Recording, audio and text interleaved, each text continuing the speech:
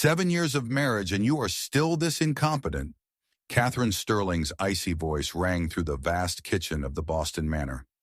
In the center of the kitchen, amidst the frantic preparations for the ancestral banquet, Elena stood drenched in sweat before a steaming pot of broth. Standing beside her was Brooke, Julian's secretary, no, his mistress, whom Catherine had brought herself to help with the feast. Brooke watched Elena with a mocking smirk, her arms crossed tightly. "Don't be so upset, Elena. Mother is only frustrated because she cares so much. I'm just here to comfort her, so don't feel too uncomfortable." Brooke's words were like a dagger to Elena's heart. Yet Elena's face held more than just sorrow. A mysterious, faint smile flickered through her tears. In this absurd scene, where a mistress is treated as a guest of honor, while the daughter-in-law is hunted like prey on a day of family remembrance, why is Elena smiling through her tears? Welcome to Heartfelt Chronicles.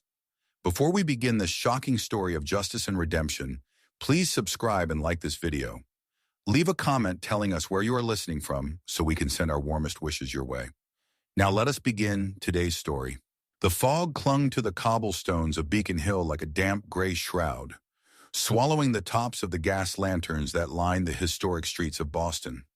It was a bone-chilling morning, the kind where the salt-heavy air from the Atlantic seeped through the brickwork and settled in the marrow of one's bones. Inside the towering limestone walls of the Sterling Manor, the air was no warmer. The grandeur of the high ceilings and the cold shimmer of the marble floors offered no shelter from the emotional winter that had occupied the house for 7 long years. Elena stood in the center of the vast, industrial-grade kitchen, her breath hitching as a draft of freezing sea wind snaked through a poorly sealed window. She was a woman of quiet, ethereal beauty, with deep chestnut hair pulled back into a tight, practical bun, and eyes that held the weary wisdom of someone who had survived a long siege. At 32, she looked a decade older, her frame thin and her hands calloused from labor that no lady of Sterling should ever have known. Her back throbbed with a dull, rhythmic ache. She had been awake since 4 in the morning, tasked with preparing the annual Ancestors Memorial Banquet, a feast for 40 of the city's most elite, all to be made by her hand alone. On the stainless steel counters sat tiers of lobster thermidor, delicate puff pastries, and hand-carved roasts. "The silver is dull, Elena," a voice sliced through the silence like a guillotine. Elena stiffened. Standing in the doorway was Catherine Sterling, the matriarch of the family. Catherine was a woman of iron and ice, draped in a charcoal silk gown that cost more than Elena's father made in a year. Her face was a masterpiece of surgical refinement, taut, unyielding, and perpetually set in a mask of aristocratic disdain. She did not look at her daughter-in-law as a person, but as a faulty piece of machinery that had failed to produce a return on investment. "I've polished them twice, Mother," Elena replied softly, her voice raspy from exhaustion. "Then do it a 3rd time," Catherine snapped, her cold eyes finally landing on Elena. "The Sterling name is built on perfection. You wouldn't understand that, coming from a place where etiquette means wiping your boots before entering a barn." Elena looked down at her hands. The sting of the insult was familiar, but today it felt sharper.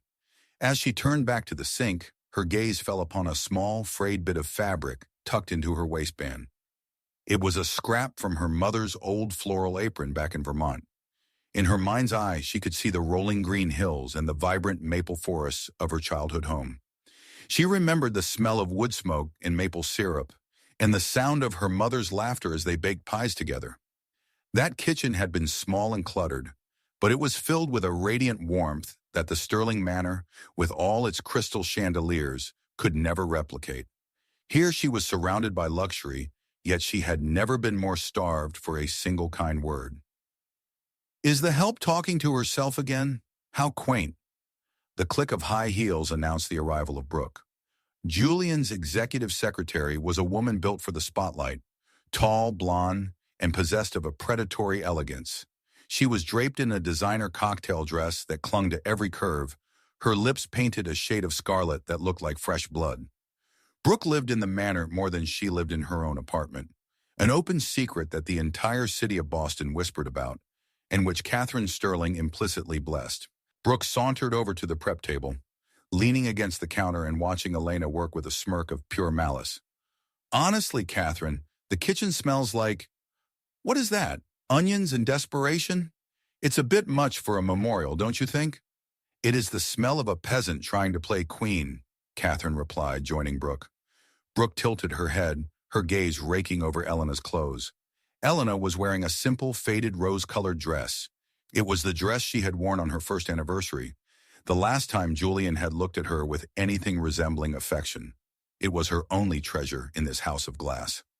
That dress, Elena, Brooke tittered, her voice dripping with mock pity. I think I saw something similar in a Goodwill bin 3 years ago. Or was it a period piece about the Great Depression? It's so limp, just like your marriage. Elena didn't look up. She kept her focus on the tray of crystal glasses she was arranging. I'm here to work, Brooke, not to walk a runway. Oh, but you are a sterling now, Brooke said, her voice dropping to a dangerous whisper as she stepped closer. And if you can't represent the brand, perhaps you should just disappear into the fog. Julian certainly wouldn't notice. He was with me until 2 this morning, complaining about how gray you've become. Elena's heart twisted. She knew Julian's promises of supporting her career as a translator had been lies, traps to get her to sign over the rights to her family's land. But hearing the confirmation of his betrayal from his mistress still felt like a physical blow. She felt a strong emotion of heartbreak, a technique often used to grip the audience from the first second. The banquet starts in 3 hours, Catherine said, ignoring the tension. If the soup is a degree too cold, Elena, I will have you serve the guests in your apron. Do you understand? Yes, Mother, Elena whispered. Brooke reached for a bottle of vintage Bordeaux that sat open on the counter, intended for the reduction sauce. She swirled the dark red liquid in a glass, her eyes dancing with a wicked light. You know, I think this party needs a little more color. You look so pale, Elena, like a ghost. With a practiced, accidental flick of her wrist, Brooke tipped the glass. The dark red wine erupted in a violent arc, splashing across the front of Elena's rose dress. The fabric soaked it up instantly, the deep stains spreading like a mortal wound across her chest. Elena gasped, her hands flying to the ruined silk. No, no, please. Oh, how clumsy of me, Brooke said, not even bothering to hide her laughter. I suppose I'm just as tired as you are. Elena looked at the stain, then at Catherine, her eyes pleading for some shred of justice. This was the justice and redemption hook, the desire to see the wicked punished. But in this house, justice was a foreign language. Catherine didn't look at Brooke. She didn't offer a word of reprimand. Instead, she looked at the floor, where a few droplets of wine had splattered onto the white marble. Look at this mess, Catherine hissed, her face contorting with rage. You stupid girl, you've stained the Italian marble.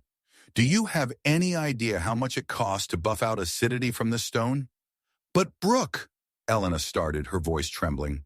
Don't you dare shift the blame, Catherine roared, stepping forward and towering over her. You stood there and let it happen. You are clumsy, you are incompetent, and you are an embarrassment. Get on your knees and clean this floor. Now. And don't you dare think about changing that dress until every dish is served. Let the guests see the kind of pig Julian married. Brooke leaned back, a triumphant smile on her lips, watching as the lady of the house sank to her knees on the cold stone, sobbing silently as she scrubbed at the red stain on the floor with her own ruined sleeve. The wind outside howled against the window, a lonely, haunting sound that matched the cry of Elena's soul. She was a rose trapped in the Boston frost, and she was beginning to realize that if she didn't find her thorns soon, she would be crushed into the dirt forever. The rhythmic scrubbing of the marble floor felt like a penance Elena didn't deserve. Each movement of her arm sent a dull throb through her chest, where the wine-soaked silk of her dress clung to her skin like a cold, wet bandage. As the harsh scent of industrial cleaner filled her nose, the sterile white walls of the Boston kitchen began to blur and dissolve. The biting Atlantic wind outside seemed to transform into a gentle, honeyed breeze, carrying the scent of dried leaves and old books. She wasn't in the Sterling Manor anymore. She was back in Providence, Rhode Island, 7 years ago. Providence in the autumn was a city painted in fire. The ivy-covered walls of Brown University glowed with a quiet, academic dignity, and the air was crisp, tasting of cider and possibility. Elena had been 25 then, a graduate student with a brilliant ear for languages and a heart full of starlit ambition. She spent her afternoons in a small, sun-drenched cafe on Thayer Street, her lap covered in French poetry and United Nations briefing transcripts. She was going to be an interpreter, a voice for those who couldn't speak for themselves on the world stage. That was where she first met Julian Sterling. He hadn't appeared as a cold titan of industry. Instead, he had walked into that cafe like a sunbeam, wearing a casual cashmere sweater and an easy, boyish smile that made Elena's pulse skip. Julian was 30 then, possessing a polished charm that felt like a warm embrace. He was the golden son of a dynasty, yet he listened to her talk about her dreams with a rapt attention that no one had ever given her. A diplomat's voice, Julian had whispered during one of their long walks through Roger Williams Park, the canopy of ancient maple trees overhead, turning the world into a cathedral of gold and crimson. You have a gift, Elena. It's a crime for it to be tucked away in a classroom. I have connections at the UN in New York. Marry me, come back to Boston, and I will be your wind. I'll give you the platform you deserve. Elena had looked at him, her heart overflowing. She was just a girl from a Vermont farm, and he was a Sterling. The class divide felt like a canyon, but Julian had reached across it, promising to build a bridge. My mother can be traditional, he had warned her, his hand squeezing hers. But I will be your shield. You'll never have to face the frost of that world alone. She believed him. She believed that love was the ultimate universal language, one that could translate even the harshest aristocratic silence into something soft. The memory shifted, moving from the Golden Park to a rainy evening just weeks before their wedding. Julian had left his leather briefcase open in his study at the small townhouse he kept in Providence. Elena had gone in to bring him a cup of tea, her mind occupied with thoughts of lace veils and diplomatic exams. On top of a stack of legal documents lay a colorful architectural rendering. It wasn't a blueprint for a home or a library. It was a site map labeled Sterling Heights, Luxury Wellness and Golf Resort. Elena's breath hitched as she leaned in. The map detailed a sprawling complex of glass-walled villas and manicured greens. In the center of the map, marked for clearance and development, was a familiar topography. It was the ancestral maple forest of the Miller farm in Vermont, her father's land. The land that had been in her family for 4 generations. The very trees that produced the syrup that had paid for her education. Beneath the map was a typed memo from Julian to his mother, Catherine. The girl is the key, the letter read. The Miller patriarch refuses all corporate bids, but he'll sign a land trust for his son-in-law. Once the marriage is finalized, the Maple Sanctuary project can move forward. The timber alone will cover the initial construction costs. She has no idea. The teacup in Elena's hand had rattled against the saucer.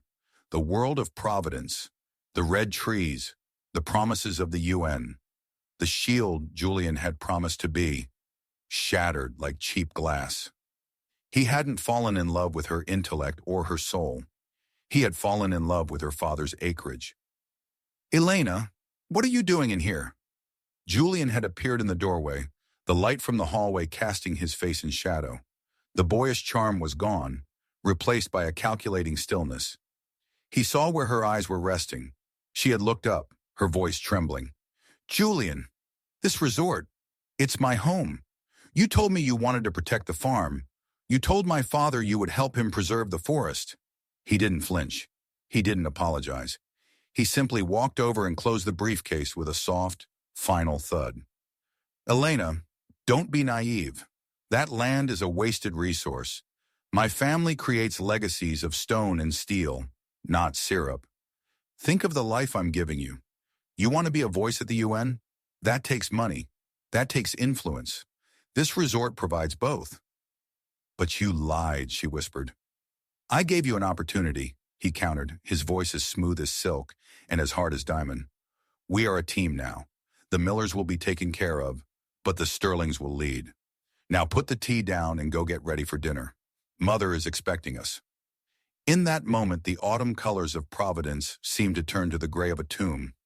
Elena realized that her marriage wasn't a union, it was a merger, and she was the asset being liquidated. The cold splash of a mop bucket brought her back to the present.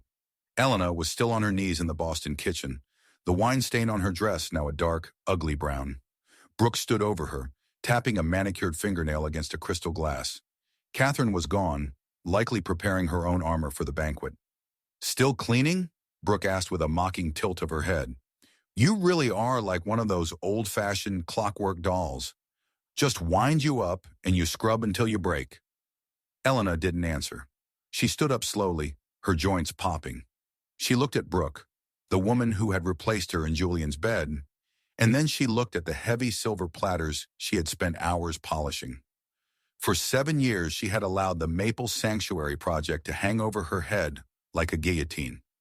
Julian using her father's debt and the land's taxes to keep her silent and subservient. He had never helped her career. He had buried it. But as she stood there in her ruined dress, the memory of her own voice, the one that had translated poetry and debated international law, flickered back to life. She wasn't a voice for the Sterlings. She was still the girl from the maple forest. And if Julian Sterling thought he could build a resort on the ashes of her life, he had forgotten one thing. Maples were hardy trees. They survived the winter by holding their sweetness deep inside, waiting for the right moment to let it flow. "I'm finished cleaning," Elena said, her voice unexpectedly steady. Brooke laughed. "Hardly. Look at your dress. You look like a murder victim." "Then I'll be the ghost at the feast," Elena replied, turning toward the ovens. As she pulled the first tray of lobster from the heat, Elena felt a cold, sharp clarity. The illusory promise of Providence was dead. The girl who believed in knights was gone, but the woman who knew the Sterling secrets was just beginning to wake up. The banquet began with the hollow chime of a grandfather clock in the foyer. But for Elena, the present moment was merely a reflection of the night her life truly ended. As she stood in the corner of the dining room, the red wine stain on her dress hidden beneath a stark white catering apron, she watched Julian laugh with a group of investors. Each time his wedding band caught the light, she was transported back to the night that gold ring became a shackle. It had happened 7 years ago, just hours after they had exchanged vows in a ceremony that felt more like a corporate merger than a wedding. The air in the Sterling Manor that night had been heavy with the scent of white lilies and expensive champagne. Elena had retreated to the master suite, her heart racing with a mixture of exhaustion and hope. She had tucked her leather folio, containing her passport, her high honors degree in linguistics, and her hard-earned UN certification, into the top drawer of the vanity. These were her wings, the tools she would use to fly into the professional world Julian had promised her. The heavy oak door had creaked open, but it wasn't Julian who entered. It was Catherine. The matriarch didn't knock. She simply walked in, her heels clicking on the hardwood with a terrifying finality. Without a word, Catherine walked to the vanity and pulled open the drawer. "What are you doing?" Elaine had asked, rising from the bed. Catherine ignored her, gathering the documents into her hands. "These are no longer yours to hold, Elena. A Sterling woman does not work for others. She does not interpret for strangers. She exists to provide the next generation and to maintain the silence of this house." "Those are my certifications," Elena protested, her voice rising in panic. Julian promised what was necessary to secure the Miller land," Catherine interrupted, her voice as sharp as a razor. "From this moment on, you are a shadow. You will be seen when required. You will be silent always, and you will forget these foolish dreams of being a voice for the world. You are barely a voice in this room." Catherine held the passport aloft. "As for this, you won't be needing it. You will not be traveling. You will not be leaving this estate without my explicit permission. You are a Sterling now, and Sterlings do not flee to the woods of Vermont whenever they feel homesick." "My parents," Elena whispered, her eyes filling with tears. "Are a distraction," Catherine snapped. "They are simple people with simple habits. Their influence will only serve to rot the aristocratic poise I intend to drill into you. You are forbidden from contacting them. If I find you on a telephone or writing a letter to that farm, I will ensure the taxes on their property are raised until they are penniless. Do you understand?" Elena had collapsed into a chair. the weight of the golden ring on her finger suddenly feeling like lead. She looked at the door, praying for Julian to walk in and stop this madness. When he finally did enter, 10 minutes after Catherine had left with Elena's future tucked under her arm, he looked bored. "Julian, your mother, she took everything," Elena cried, rushing to him. "She took my passport. She told me I can't call my father. Tell her she can't do that. Tell her you meant what you said in Providence." Julian didn't look at her. He walked to the mirror and began loosening his silk tie. "Elena, don't be dramatic. My mother is only trying to integrate you into the family. Your background is problematic for our social circle. Constant contact with the farm will only slow down your progress." "But my dream," she begged, clutching his arm. "The UN, the translation work. You promised." Julian turned, his eyes cold and devoid of the boyish charm that had won her heart. He pried her fingers off his sleeve. "The promise was a means to an end. We have a reputation to uphold, and a wife who spends her days talking to foreign dignitaries is a liability I don't need." "Mother is right, Elena. You should learn to be a silent wife. It's the only way you'll survive here." That night, as Julian slept soundly beside her, Elena had crept out of the room. She found herself in the manor's gargantuan library, a room filled with thousands of leather-bound books that no one ever read. She moved to a darkened corner where a set of old, dusty French and German dictionaries sat on the bottom shelf. With trembling hands, she pulled a dictionary into her lap. She sat on the cold floor in the moonlight and began to read. She whispered the words under her breath: Liberté, Gerechtigkeit, Speranza. She repeated the phonetics she had practiced for years, a desperate prayer to keep her mind from atrophying. The library became her secret sanctuary, the only place where she could still be the woman Julian had tried to kill. In the present day, a new figure entered the banquet room, breaking Elena's reverie. Silas Sterling, Catherine's brother-in-law, was a man in his late 60s with a gentle face and eyes that seemed to see through the sterling facade. Unlike the rest of the family, Silas lived in a small apartment in the city and only visited for mandatory events. He was a retired professor of history, a man who valued truth over optics. Silas walked toward the corner where Elena stood. He noticed the red stain beneath her apron and the weary tilt of her head. "The lobster is excellent, Elena," Silas said softly, his voice a warm baritone. "But the chef looks as though she's been through a war." "It's just a long day, Silas," Elena replied, trying to muster a polite smile. "Silence is a heavy burden, isn't it?" Silas whispered, his eyes lingering on the way Catherine was currently berating a servant nearby. "I remember a girl in Providence who had a voice that could move mountains. Don't let them bury it entirely. Dictionaries aren't the only place where words live." Elena's heart skipped a beat. She hadn't realized anyone had seen her in the library during those long, lonely nights. "I don't have a choice, Silas." "There is always a choice," Silas countered gently before moving away. "Sometimes the shadow is the best place to observe the cracks in the wall." As the dinner continued, Elena watched Brooke lean in and whisper something into Julian's ear, making him bark with laughter. The mistress was wearing a diamond necklace that had once belonged to Julian's grandmother, a piece Elena had been told was too heavy for her delicate neck. The humiliation was a familiar sting, but Silas's words echoed in her mind. She looked at Catherine, who was presiding over the table like a queen. Elena realized that for 7 years, she had been treated like a shadow. A silent voice meant only for service, but a shadow sees everything. A shadow hears the whispers behind closed doors. She looked down at her golden wedding ring. It was a symbol of her imprisonment, but as she tightened her grip on the serving tray, she felt a flicker of the transformation hook. The pain was still there, but it was no longer a weight. It was a fire. Julian had wanted a silent wife, and Catherine had wanted a shadow. They would get exactly what they asked for, until the moment Elena decided to speak. The winter air in Boston had grown even more biting as the banquet drew to a close, but the chill inside Elena's heart dated back to a darker season. As she stood in the kitchen, her hands trembling while she packed away the leftovers, the smell of the rosemary-infused lamb triggered a visceral memory. It was the same scent that had lingered in the air 3 years ago, during the brief, shimmering month when she believed a miracle might finally save her from the Sterling cage. She had been standing by the window of the breakfast nook when she first saw the positive result on the test. For a fleeting moment, the gray limestone of the manor seemed to glow with a soft, golden light. A child, a life of her own. She had dared to hope that a baby would be her miracle faith-based hook. The one thing that would force Julian to see her as a person again and soften Catherine's iron heart. But the Sterling house did not nourish life. It sought only to control it. When Catherine learned of the pregnancy, there were no congratulations. Instead, the matriarch began a regime of absolute surveillance. She brought in her own private physician and began insisting that Elena drink a tonic 3 times a day.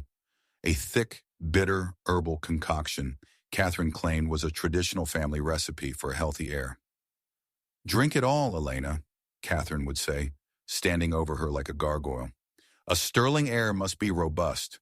We cannot have your weak, rural constitution affecting the child's development." Elena had tried to resist, her instincts screaming that something was wrong. The tonic made her feel lethargic and clouded, her mind slipping away even as her body felt increasingly heavy. But Julian was no shield. He would simply watch, his eyes cold and detached. "Mother knows best, Elena. Just do as you're told for once."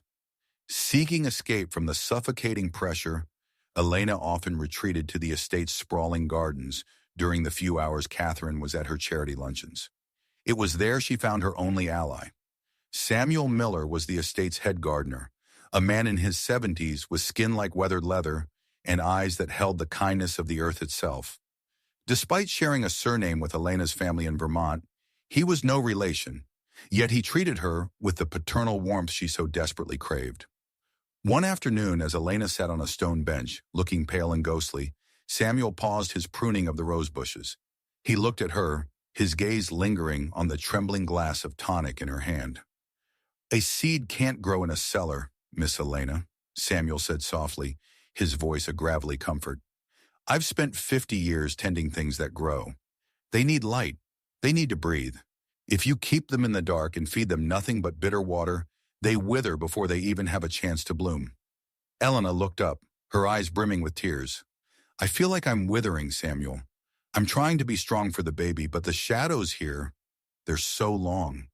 Samuel sat down beside her, his presence grounding her. "You're a maple, child. I can see it in you. Maples are tough, but even they can't survive if someone is tapping the sap too hard and giving nothing back.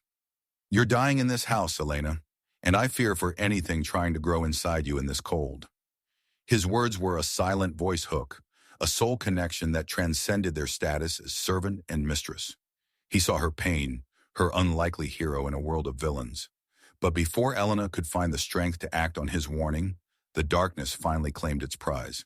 It happened on a rainy Tuesday. The clouds in the tonic had made Elena dizzy, her footing unsure on the grand marble staircase. She had tripped, a simple, tragic stumble, and tumbled down the stairs. The physical pain was a distant roar compared to the sudden, terrifying emptiness that followed. When she woke up in the hospital, the silence was deafening. The doctor's voice was a flat, clinical drone as he explained the complications. Not only was the baby gone, but the damage was such that she could never conceive again. Catherine and Julian were in the room when the news was delivered. There were no tears from them. There was only a heavy, expectant silence. A week later, back at the manor, Elena was resting in the library, the only place she felt safe, when she heard voices in the adjacent study. The door was slightly ajar. "The doctor was clear, Julian." Catherine's voice was as sharp as a shard of ice. "She is broken. She can no longer fulfill the only purpose we had for her. She is a liability, a drain on our resources." "I know, Mother," Julian replied, his tone devoid of any emotion, any justice or redemption. "The Miller Land Trust is already finalized. I don't need her to keep her father quiet anymore. He's so deep in debt to our holding companies that he'll never cause trouble." "Good," Catherine said. "I've already spoken to the lawyers. We'll initiate the divorce proceedings next month. Brooke is much more suited to the Sterling name. She's fertile, she's ambitious, and she understands the game. Elena has lost her utility. She is nothing more than a ghost in a rose-colored dress." Elena sat frozen, her hand pressed against the cold mahogany of the bookshelf. The transformation hook was beginning, but it was born of a pain so deep it threatened to consume her. She wasn't just losing her marriage. She was being discarded like a piece of faulty equipment. But as she listened to their cold calculations, something inside her snapped. The peasant girl Julian thought he had conquered was replaced by a woman with nothing left to lose. She remembered Samuel's words about the light. She realized that the Sterlings hadn't just taken her child and her future. They had tried to take her soul. She stood up, her movements slow but deliberate. She looked at the thousands of books surrounding her, the dictionaries she had studied in secret, the languages she had kept alive in her mind. They thought she had lost her value, but they had forgotten that Elena Miller knew their secrets. She knew where the bodies were buried in the Sterling accounts. She knew the lies Julian told the board. She walked to the window and looked out at the fog-laden streets of Boston. The pain was still there, a jagged hole in her heart, but it was transforming. It was becoming a cold, hard diamond of resolve. They wanted a ghost? Fine. She would be the ghost that haunted them until every wall of the Sterling Manor came crashing down. She looked down at her hands, no longer shaking. She was a maple, and the winter was nearly over. The aftermath of the banquet left the Sterling Manor draped in a heavy, exhausted silence. In the master suite, Elena sat before her vanity, her fingers tracing the faded rose silk of her dress where the wine stain had been partially scrubbed away. The reflection in the mirror was no longer that of a victim. The heartbreak had crystallized into a razor-sharp purpose. She realized that to survive, she had to stop being the target and start being the hunter.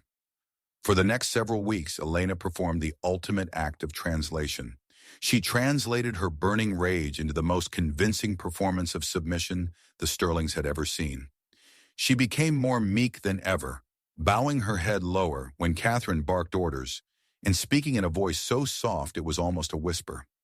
She was applying the transformation hook, using a miraculous change in her outward demeanor to hide the fire growing within. Catherine, fueled by her own arrogance, fell for the ruse. "See, Julian?" the matriarch remarked one evening over tea. "The girl has finally been broken. The loss of the child was a blessing. It took the last bit of fight out of her. She's finally learned her place as a shadow." But while Catherine relaxed her guard, Elena was wide awake in the dead of night. She used the silent voice hook, a soul connection to her own past, to guide her.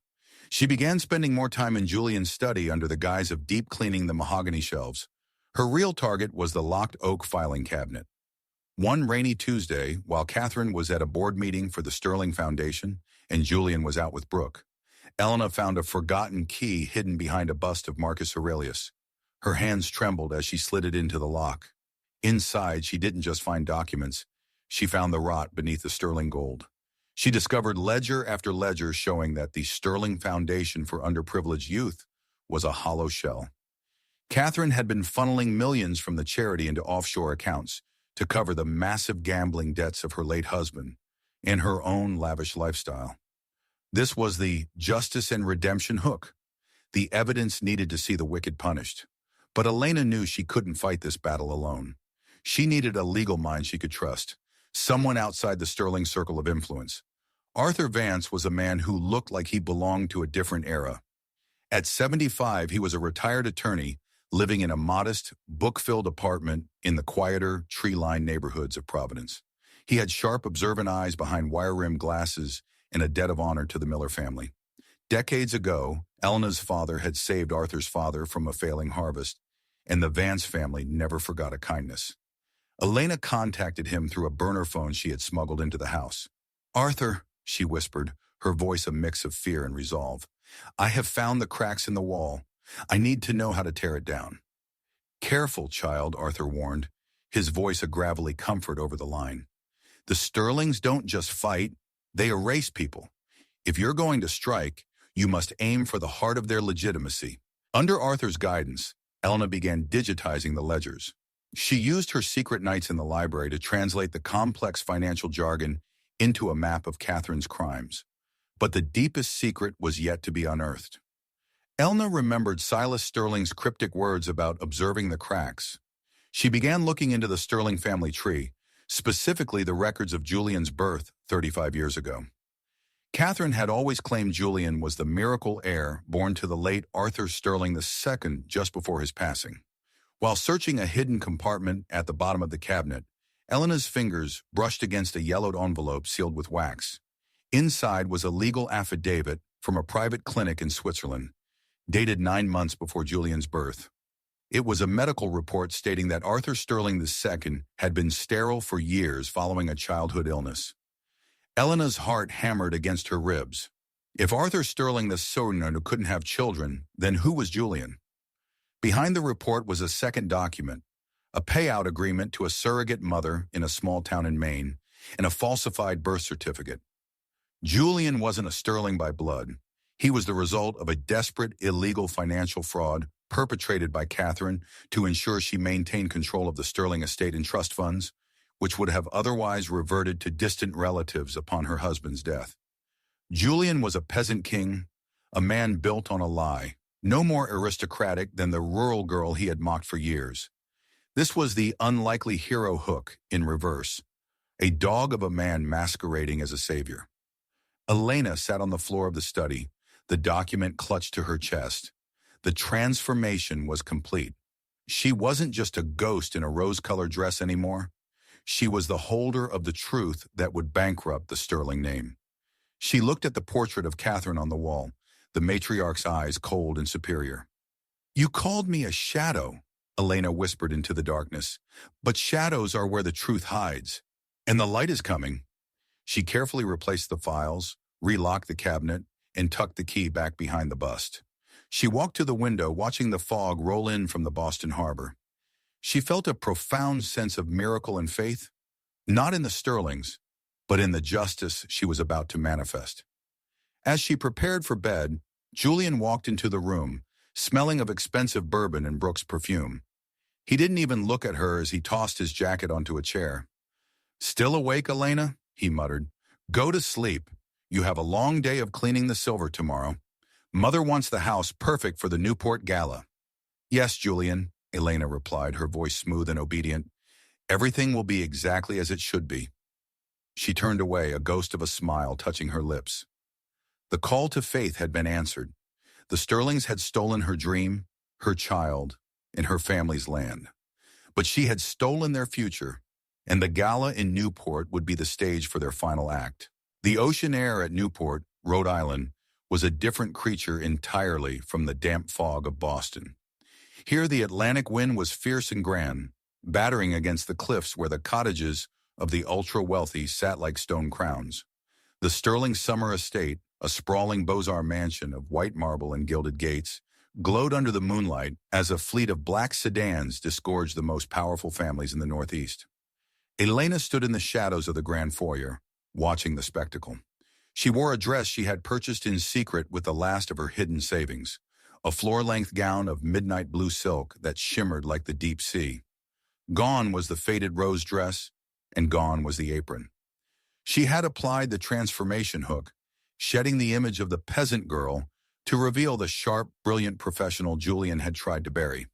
Tonight was the Sterling Global Gala, a night meant to celebrate the expansion of the Sterling Heights Resort, the very project built on the theft of her family's Vermont forest.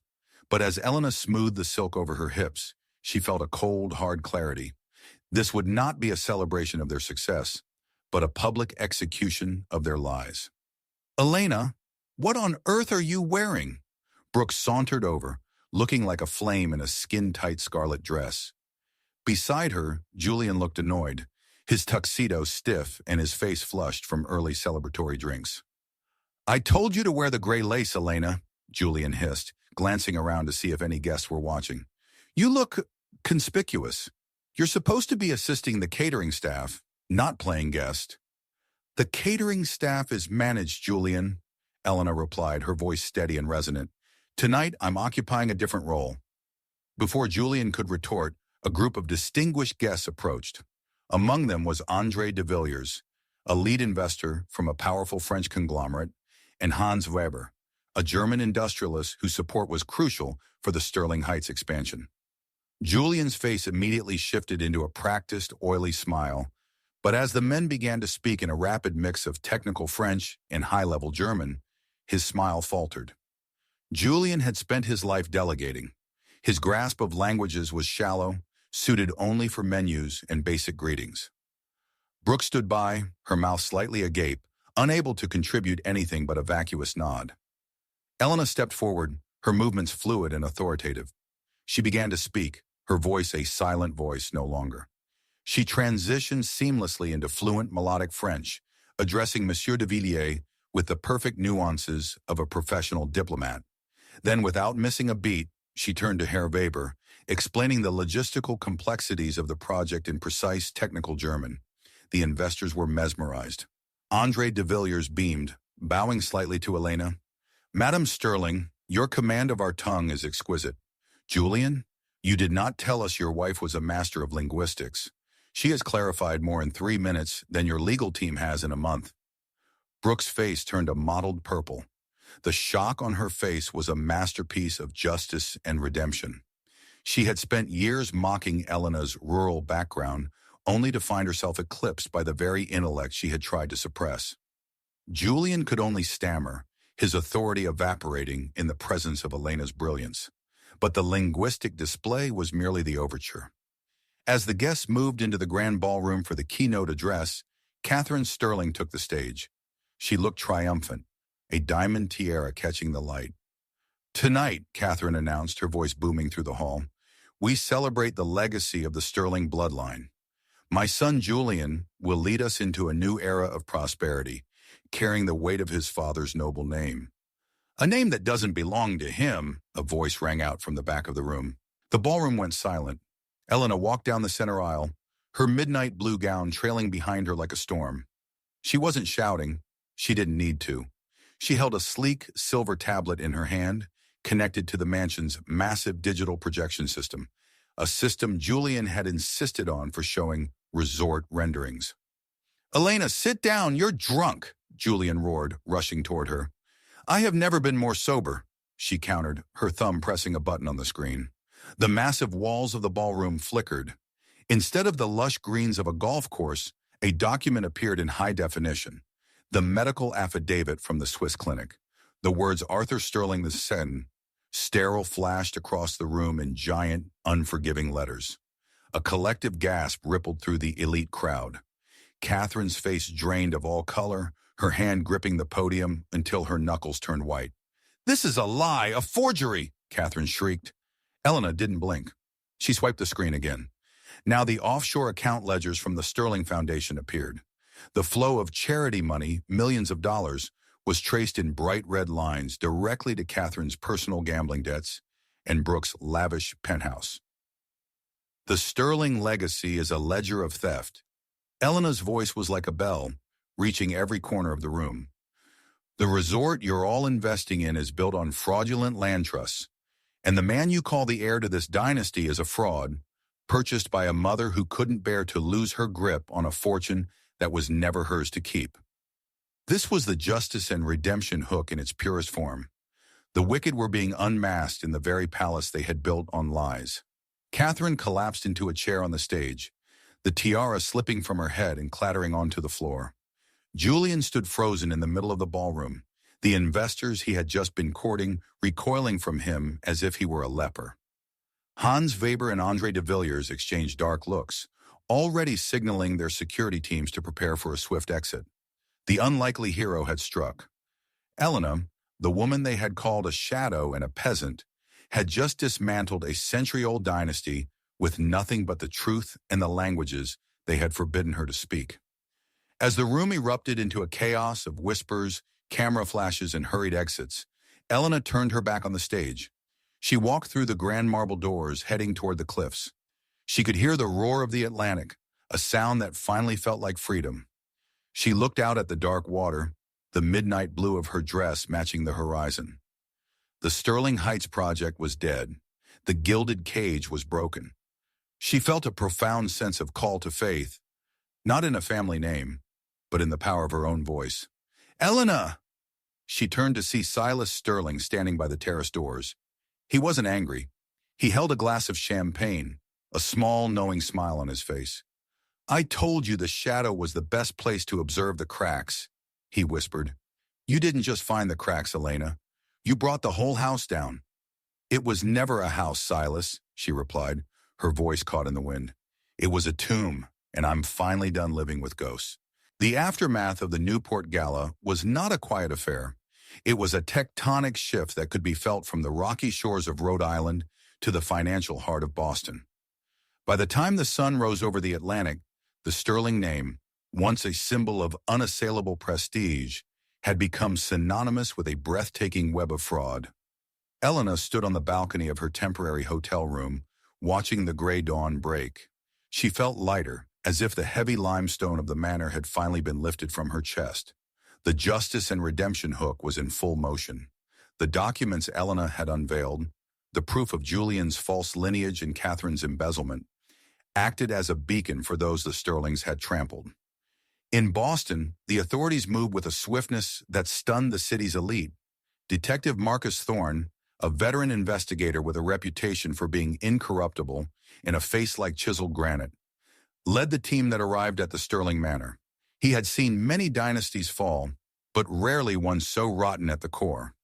Julian was intercepted at a private airfield as he attempted to board a chartered jet. The boyish charm was gone, replaced by a frantic, sweating desperation. As Detective Thorne clicked the handcuffs into place, Julian's protests echoed across the tarmac. He was being charged with grand larceny, racketeering, and the fraudulent seizure of land trusts, specifically the Miller property in Vermont. The unlikely hero hook had come full circle. The man who tried to be a savior of the Miller land was now its prisoner. Back at the manor, the scene was even more visceral. The Sterling Board of Directors, led by Silas, had convened an emergency session. Their verdict was unanimous. Catherine was stripped of all executive powers and evicted from the estate. Elena arrived at the manor one last time to collect her remaining personal items. She found the grand foyer turned into a battlefield of luxury. Foreclosure agents were systematically tagging and removing assets to satisfy the massive debts Catherine had incurred. "You can't take that. That is a Sterling heirloom." Catherine's voice was a jagged shriek that bounced off the marble walls. She was dressed in a silk robe, her hair disheveled, clutching a vintage Birkin bag as if it were a life raft. A pair of movers ignored her, carefully carrying out a 17th century Dutch painting she had used the charity's money to purchase. Catherine followed them, her feet bare, screaming obscenities that stripped away the last of her aristocratic mask. This satisfied the desire to see the wicked punished, a true moment of justice. Elena stood by the tall windows, silent and still. Outside, the first snow of the season began to fall, the Boston frost she had once feared. But as she watched the delicate white flakes drift past the glass, she didn't feel cold. She felt the transformation hook completing its work. The pain of the past months was being buried under a fresh, clean layer of truth. "It's over, Catherine," Elena said softly, her voice carrying across the chaotic room. Catherine spun around, her eyes wild with hatred. You did this! You ungrateful peasant! I gave you a name. I gave you a life."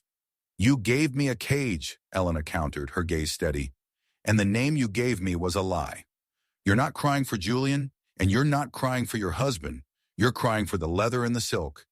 You're crying because the shadow finally turned on the lights." As Catherine was escorted out of the front doors by security, her cries fading into the muffling snow, Elena felt a hand on her shoulder. It was Silas. "The Miller land is being returned to your father's name as we speak, Elena," Silas said, his eyes kind. "The trust was found to be signed under duress and fraudulent pretenses.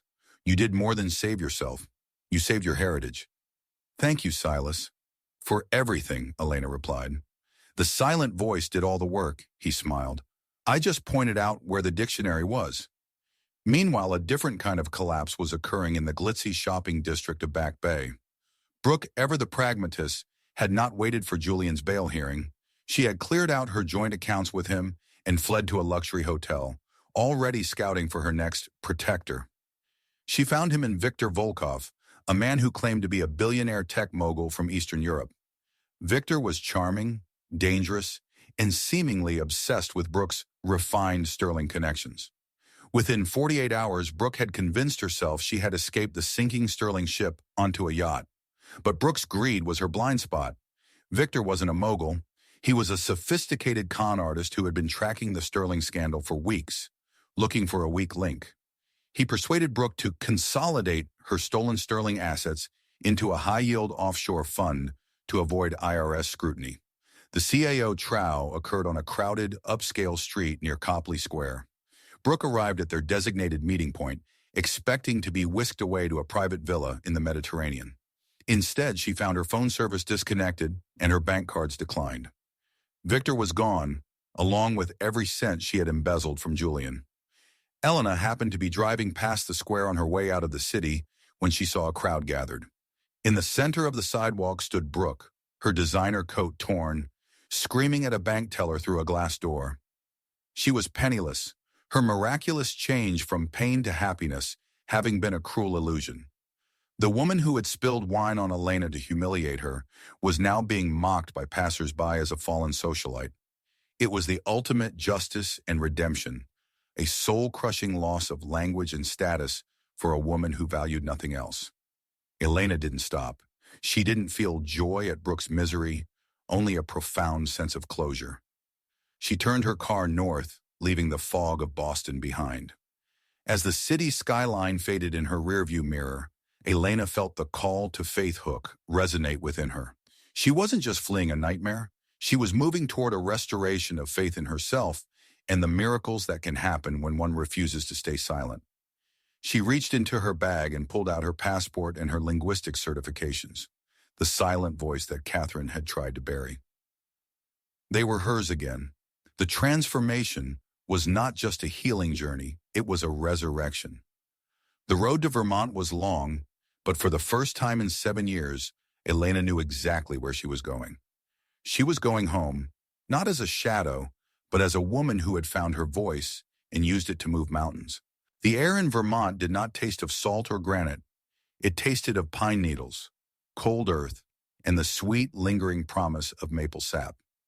As Elena's car climbed the winding back roads toward the Northeast Kingdom, the suffocating weight of the Sterling name seemed to dissolve with every mile she put between herself and Boston. The landscape was a patchwork of rolling white hills and dormant orchards, sleeping under a blanket of snow that looked like pure silk under the morning sun. When she finally pulled into the gravel driveway of the Miller farm, the sight of the old farmhouse brought tears to her eyes. It was a modest structure of white clapboard and forest green shutters, leaning slightly with the grace of a century's worth of winters. Standing on the porch was her mother, Sarah Miller, a woman whose face was a map of gentle kindness and whose hands were never idle. Beside her stood Elena's father, Henry Miller, his frame thinner than she remembered, his shoulders stooped from the legal battles that had nearly cost him his soul. The reunion was silent, a silent voice hook that needed no translation. As Elena collapsed into her father's arms, the scent of his wool flannel jacket, oil, wood smoke, and home finally broke the dam of her composure. She wasn't a shadow or a disgraced daughter-in-law anymore. She was simply Elena, and she was home. In the months that followed, Elena applied the transformation hook to the land itself. Using the substantial legal settlement and the restitution funds recovered from the Sterling estate, she worked to heal the scars Julian had left behind. The heavy machinery that had begun to tear into the outskirts of the maple forest was hauled away, replaced by the rhythmic sound of axes and the quiet footsteps of foresters. Elena didn't just restore the trees, she restored the dream the Sterlings had tried to bury. She converted the large, unused barn on the edge of the property into the Miller Language Sanctuary. It was a bright, airy space filled with books from floor to ceiling, the very dictionaries she had once studied in secret moonlight. Here she offered free language and linguistics classes to children from the surrounding rural counties, giving them the silent voice they needed to see beyond the horizon of their small towns. Among her new friends was Father Thomas, the local parish priest with a penchant for woodworking and a laugh that could shake the rafters. He was a man of deep miracle and faith, but he possessed a grounded wisdom that Elena found deeply comforting. "You've built something beautiful here, Elena," Father Thomas said one afternoon as they watched a group of local children practice their Spanish verbs. "You took the stones they threw at you and built a bridge." "I used to wait for a miracle to save me, Father," Elena replied, looking at her hands, which were now stained with ink and earth rather than wine. I thought if I prayed hard enough, Julian would change, or Catherine would be kind. Father Thomas smiled, his eyes crinkling. God gives us the maples, Elena, but we have to be the ones to tap the tree. You found the sweetness inside yourself. One morning, a heavy official envelope arrived from the state penitentiary. Elena sat at the kitchen table, her heart still for a moment as she saw Julian's handwriting. The letter was pages long, a rambling, desperate apology filled with justice and redemption rhetoric. He spoke of his regret, his shame, and his hope that once his 5-year sentence was served, they might start over on the farm he had once tried to destroy. Elena read the first few lines, then stopped. She didn't feel anger, nor did she feel the call to faith in his words. She felt only a profound, hollow pity. To respond would be to step back into the cage. She stood up, walked to the wood-burning stove, and watched as the paper turned to ash. She chose the justice and redemption hook of forgiveness, not for him, but for her own peace. She was no longer a character in his story. The CAO trow of her restoration came on a crisp October afternoon, a year after her return. The Vermont autumn had arrived in a riot of orange, gold, and blood red. The Miller maple forest was a cathedral of light. Elena walked deep into the grove, where the oldest mother maples stood. She found her father, Henry, standing under a particularly massive tree, his hand resting against its rough bark. For a year he had been a man of few words, his spirit seemingly broken by the Sterling's cruelty. But as Elena approached, he turned to her, and for the first time in 7 years his eyes were bright and clear. "Look at them, Elena," he whispered, gesturing to the canopy above. "They're stronger than they look. They take the frost, and they take the wind, and they just turn it into something sweet." Henry reached out and took Elena's hand. His grip was firm, the unlikely hero finally finding his strength again. He smiled, a wide, genuine smile that reached his eyes. "You saved this place, Ellie. You saved us." Elena leaned her head against his shoulder, looking up at the sunlight filtering through the red leaves. She felt a profound call to faith, not in a distant deity or a wealthy dynasty, but in the resilient spirit of the Miller bloodline. She thought of the miracle faith-based hook she had once sought in the Sterling manor. She realized then that the miracle hadn't been the fall of the Sterlings or the return of the land. The miracle was her. "I used to think miracles were things that happened to you," Elena said, her voice steady and full of the silent voice that had finally found its home. "But I was wrong. The miracle is the strength to stand up when they tell you to stay on your knees. It's the faith to believe in your own voice when the world tries to make you a shadow." As they walked back toward the farmhouse together, the long shadows of the maple trees stretching across the golden fields, Elena felt a sense of transformation that was finally complete. She was no longer the ghost of Boston or the victim of Providence. She was the woman of the woods, a voice for the voiceless, and a daughter of the maples. The sun set behind the green mountains, but for Elena Miller, the day was only just beginning.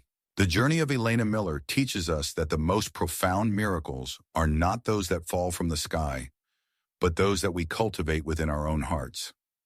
Life may lead us through seasons of bitter frost and silence, where our voices are suppressed and our dreams are exploited. However, no matter how much the world tries to make you a shadow, your true value is like the sap of the maple tree, sweet, resilient, and waiting for the right moment to flow. In our daily lives, we must remember that personal growth and healing come from the courage to stand up when we are told to stay on your knees. Do not wait for a savior to break your cage. Instead, find the silent voice within you and use it to build your own bridge to freedom. When we turn our pain into a fire of resolve, we find that we have the power to restore our heritage and protect those we love. Trust in your own journey, for your story is a testament to the fact that faith and self-belief can move even the tallest mountains. If this story touched your heart, please like this video and share it with someone who might be going through a long winter of their own. Your support helps us tell more stories of justice, redemption, and the enduring strength of the human spirit. Don't forget to subscribe and turn on the notification bell so you never miss a chapter of these heartfelt journeys. Comment below. What was your favorite moment of Elena's transformation? We love hearing your thoughts and personal stories of resilience. Dear Heavenly Father, we thank you for the strength you give us to endure the frost and for the miracles of hope that bloom in the most unexpected places. We ask for your special blessing upon every person watching this today. May you grant them the courage to find their voice, the grace to forgive for their own peace, and the light to see the path back home. Please protect their families, restore their faith, and fill their hearts with the warmth of your love. If you believe that God still performs miracles and guides us toward the light, please write Amen in the comments below.